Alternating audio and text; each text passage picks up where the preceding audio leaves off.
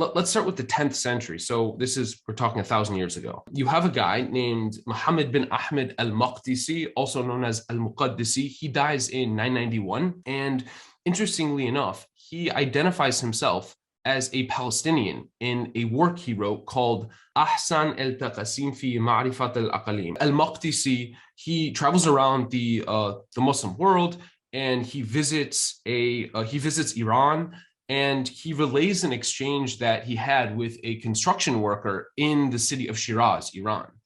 And he tells this worker he would have an easier time chiseling a hole in the stone if this worker were to use a wedge. And so al-Maqdisī says, I told him about construction in Palestine. And this Shirazi stonecutter asks, are you Egyptian? And al-Maqdisī says, no, I am Palestinian. And then al-Maqdisī also writes that he was called 36 different names while traveling, one of which was Palestinian.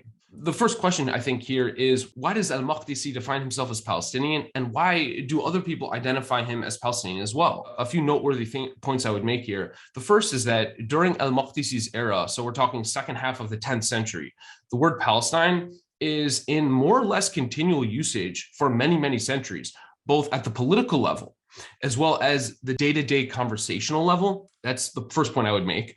The second point I would make is that al-Maqdisī was born and raised in the heartland of that Palestine. He's born and raised in Jerusalem. And al-Maqdisī is also one of the most well-traveled Muslims of his entire area. And I think travelers tend to be a little bit more inclined to think in larger units of space, being these people traveling around, visiting lots of regions, lots of countries, lots of empires.